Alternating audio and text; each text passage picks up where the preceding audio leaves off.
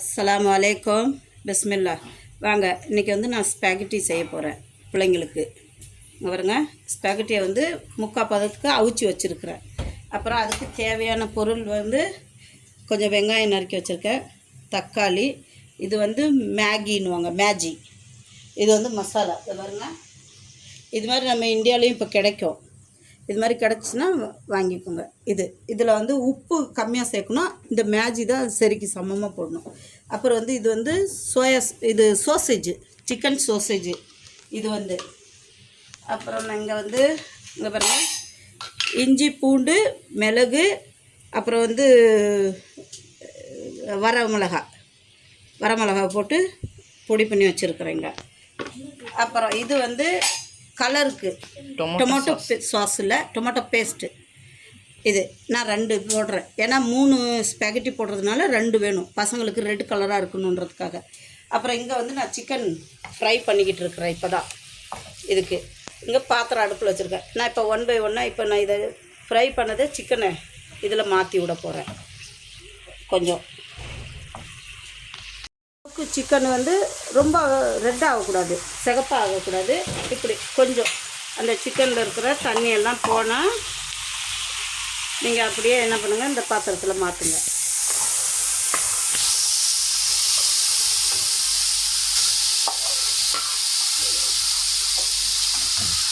இதை மாற்றியாச்சுங்களா? இப்போ வந்து சோசேஜ் நான் ஃப்ரை பண்ண போகிறேன். சோசேஜ் இது வந்து சிக்கன் சோசேஜு ஃப்ரை பண்ண போட்டிருக்கிறேன். இது கொஞ்சம் பொரிஞ்சதும் அதில் மாற்றி விடுவேன். இங்கே பாருங்கள், இப்போ வந்து நான் சிக்கன் சோசேஜு ஃப்ரை பண்ணிட்டேன்.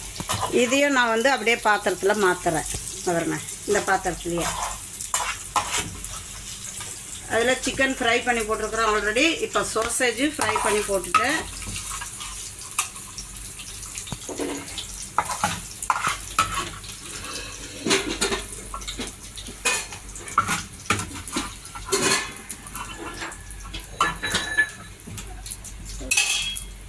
இப்போ வந்து அதில் நான் பாருங்க, இப்போ அதுக்கு தேவையான வெங்காயம் போடுறேன்.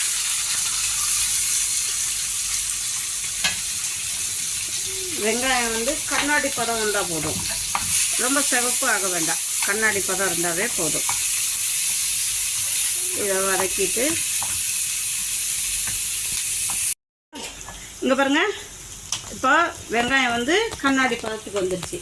இந்த ஸ்டேஜில் நான் என்ன பண்ண போகிறேன், இங்கே பாருங்கள், இது வந்து இஞ்சி பூண்டு மிளகு, அப்புறம் வந்து வரமிளகா பொடியாக போடக்கூடாது, சும்மா ஒன்று பாதியாக தட்டி விட்டு போடணும்.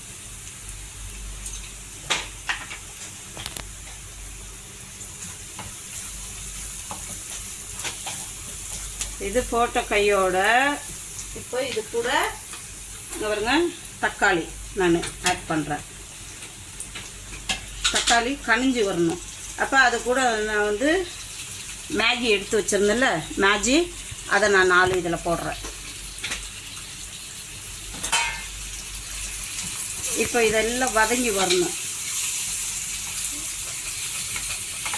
பாருங்க, இனி இந்த தக்காளி சாஸ் இதெல்லாம் வந்து நல்லா இதாகிடுச்சு. இப்போ இந்த ஸ்டேஜில் நான் வந்து கொஞ்சம் ஃப்ரேசரில் வச்சது மிக்ஸ் வெஜிடபிள் இதை நான் போடுறேன்.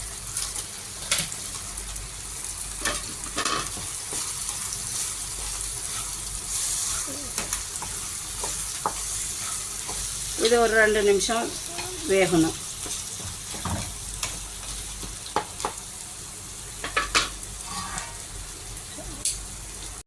இப்போ நான் வந்து இங்கே வறுத்து வச்சுருக்கிற சோசேஜு சிக்கனு இதில் வந்து இப்போ நான் ஸ்பேகட்டி ஆட் பண்ணுறேன்.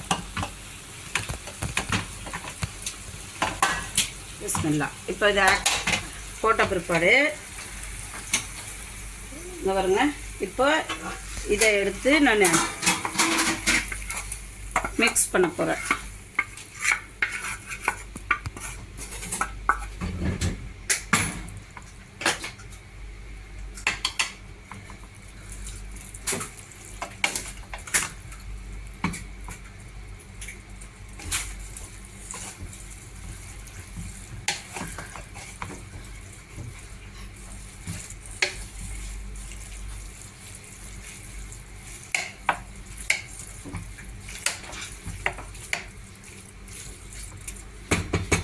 இப்போ நான் இதை மூடி போட்டு வைக்க போகிறேன். ஒரு 10 நிமிஷம் மூடி போட்டு தம்மில் விடணும். வாங்க இங்கே பாருங்கள், இப்போ நான் வந்து ஸ்பாகெட்டி ரெடி ஆகிட்டுருக்கு. இப்போ எல்லாம் கிண்டி விட்டுட்டு நான் தம்மில் ஒரு 10 நிமிஷம் போடுவேன்.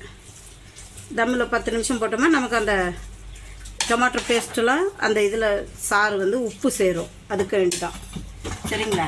பாருங்க, இந்த சிக்கன் சாசேஜு, இது மிக்ஸ் வெஜிடபிள், இதெல்லாம் வந்து உப்பு நல்லா பிடிச்சி இதாக வரும். சாப்பிட்றதுக்கு டேஸ்ட்டாகவும் இருக்கும்.